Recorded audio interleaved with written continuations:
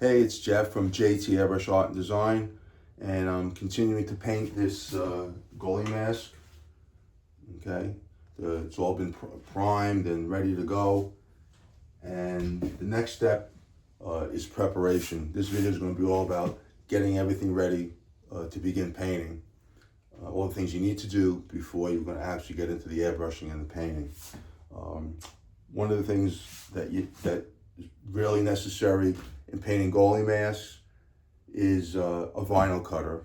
Okay, the airbrush is great for providing nice soft fades, soft edges, but when you want to paint numbers, names, buildings, anything that has a nice sharp edge, the airbrush doesn't do the best job on that. So to assist, we use vinyl stencils. This is not just a regular vinyl, this is a special paint mask vinyl. The vinyl that I use is Avery SF100. The white, it's a white vinyl, has a special adhesive on it that releases very easy. If you use regular vinyl, you're gonna have a problem getting it off. There are some vinyls say that they're temporary, this and that, but if it's not specifically a paint mask type vinyl, you're going to have a problem. It might leave glue, even if it comes off. I've been using the Avery for a long time. I've tried others. This is the best one that works for me. It comes off. I've done jobs where it's been on for 3-4 weeks. Take it off, no problem, no glue left behind, nothing. It's solvent resistant, so if you're using solvent paints, it's fine. It's not going to wrinkle up on you, and it cuts really nice. Let me just lower the camera. You can see what I'm doing here. Okay, I have the vinyl sheets. These all been cut. Now it's white, so it's hard. You can't really see the cut lines. I have a hard time seeing them when I'm looking right at it. And in video, you're definitely not going to be able to see it. But to solve that problem, to be able to see everything, a little pro trick, you take some graphite powder, and I have some graphite powder in this little container here. Okay, and I just buy a let me get it here. I just buy from the art store. Buy one of these a graphite stick.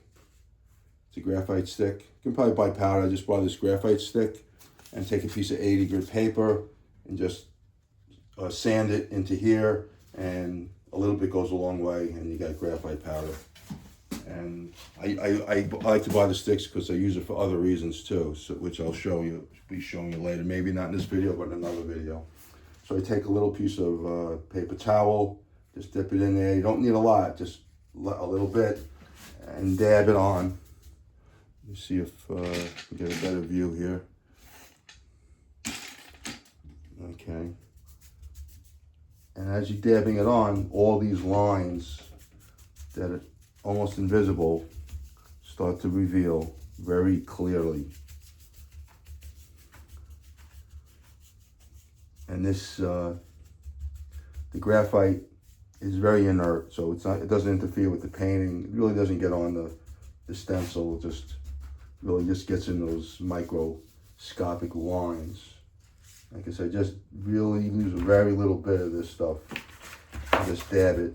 Don't rub it hard, because if you rub it too hard, sometimes you'll catch the edge of a stencil of a cut piece of vinyl, and you'll rip it up. So just do a light kind of dabbing thing here. Okay. So maybe once I have this all coated with the graphite, you get a better idea what's on here.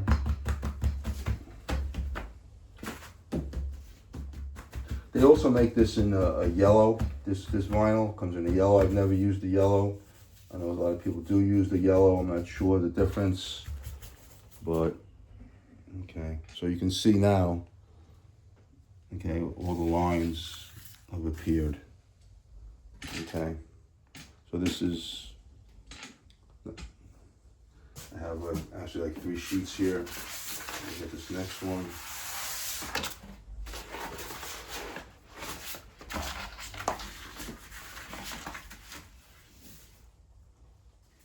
Just a little bit. And go very lightly, kind of dab as you go. Don't rub hard. No, just give it a light. Just very light. Go across it, dab it, till everything is visible. This is a brick wall stencil. A lot of the goalie masks, they like brick walls. So this one's going to get some brick wall action on it.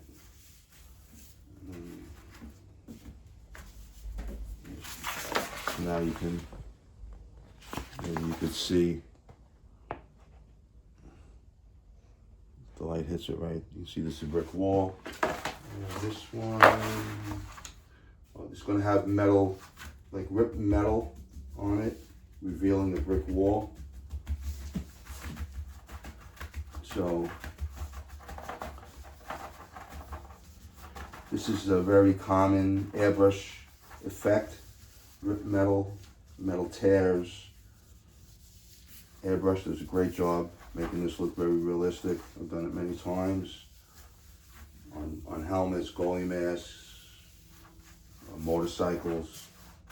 Okay, so this is the this will be the metal tears stencil, and that's how you prep your vinyl. Again, this that's Avery SF100.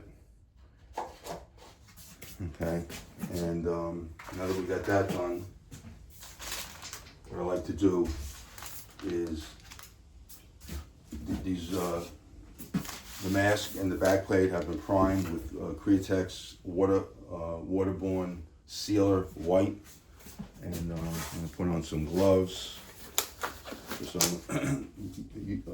This stuff lays down really, really smooth. I mean, this finish is beautiful, very perfectly smooth. And but before I start, I like to do 2 things. Again, because I've been handling it, so I'll take a little Tamco HR398. It's final white wax and grease remover. I'm not going to go too heavy with this. Okay, the waterborne sealer can take a solvent-based only. Never on water-based paints. Never use any waterborne cleaner. Okay, because water-based paint, water-based cleaner, you're gonna have the water-based cleaner is gonna want to take some of the paint off. But this waterborne sealer is very resistant to a non-aggressive wax and grease remover. PPG makes some good ones. I think SX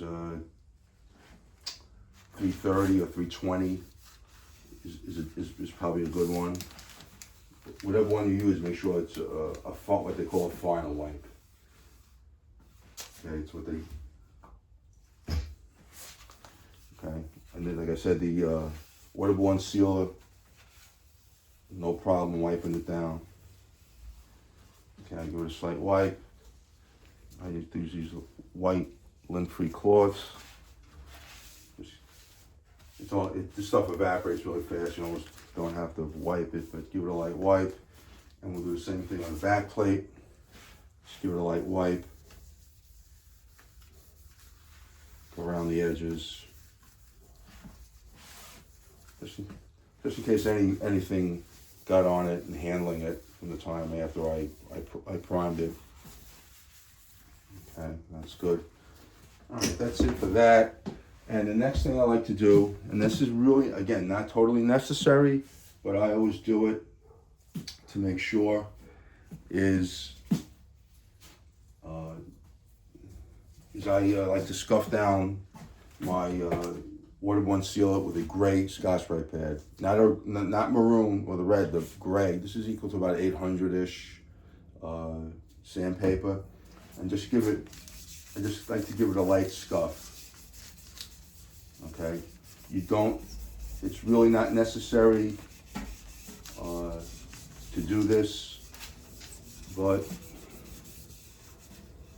you know, there's going to be a lot of artwork and graphics and base coats on top of this.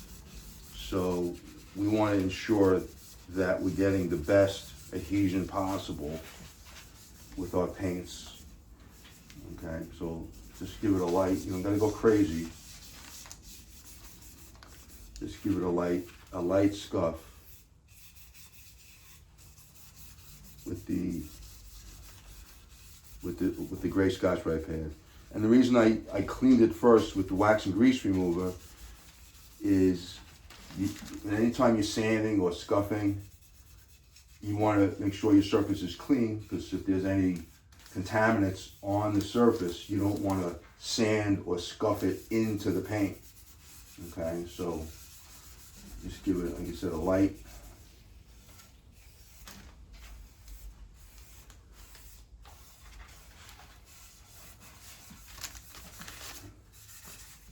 Just put this aside. I also wear gloves doing this, so I'm not getting any oils from my hands on this.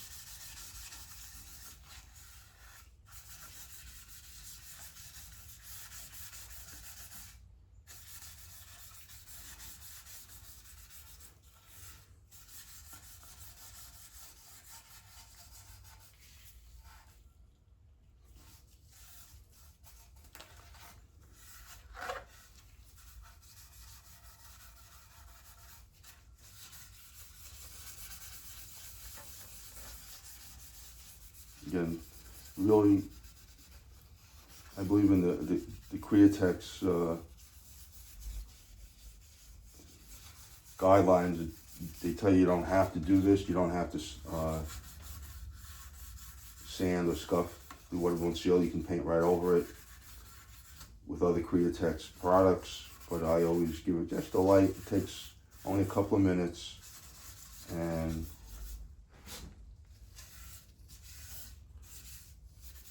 just a little insurance, making sure that, you know, because with water-based paints, there is no real chemical adhesion. It's all mechanical.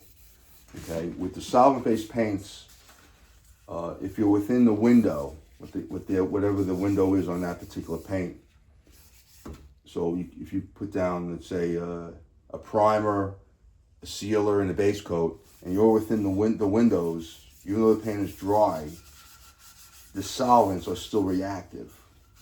So so a lot of many systems, like House of Color, for instance, you don't have to sand between primer, sealer, and base coat. You can go right one to the other. If you leave it for after the window, most of them I believe are 24 hours. In that range, then you have to sand it. Okay, and then when you're sanding it, that's because you're outside the window. You no longer can get a chemical bond between the layers. Now it's strictly mechanical, just like this. What we have here with the water-based products, strictly mechanical. So to get a mechanical bond, you need a little tooth in the paint. And that's the only way you get that is by sanding it or scuffing it. That's pretty good. Okay. Hit up the back plate.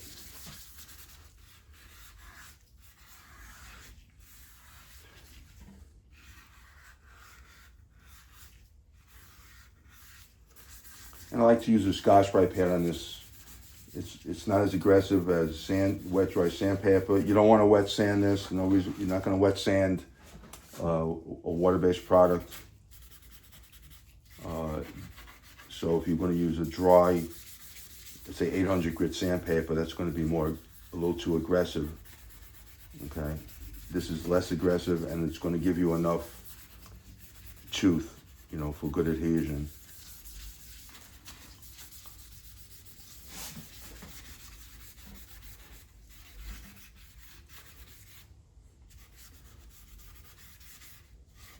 As I'm doing this, I'm kind of watching I can see as the light's hitting with, like, even though the waterborne sealer dries really flat when it dries, it still has a little bit of a sheen, almost like an eggshell kind of a sheen to it, even though it's dry.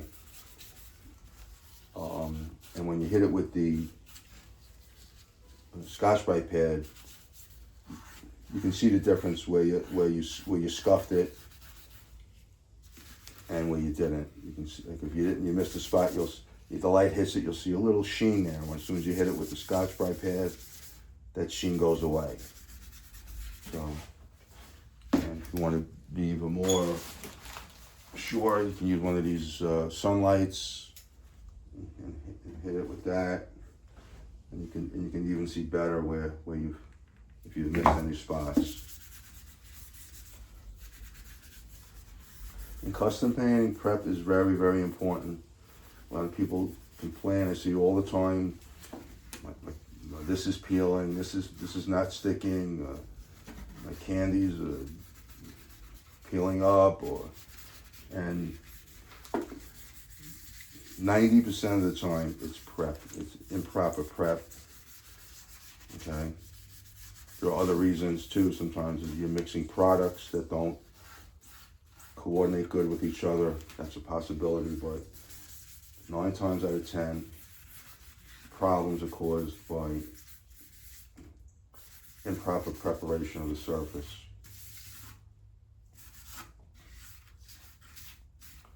Okay, we're good. And now I'm going to take my wax and grease remover and I'm going to clean it one more time. Make sure no contaminants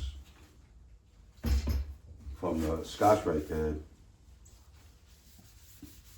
are on here. Again, just a light wipe. You don't got to go crazy.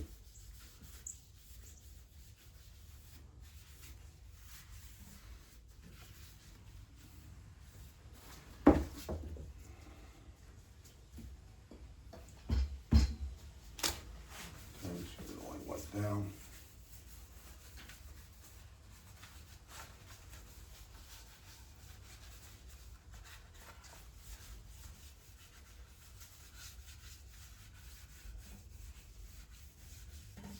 Okay. Go around your edges.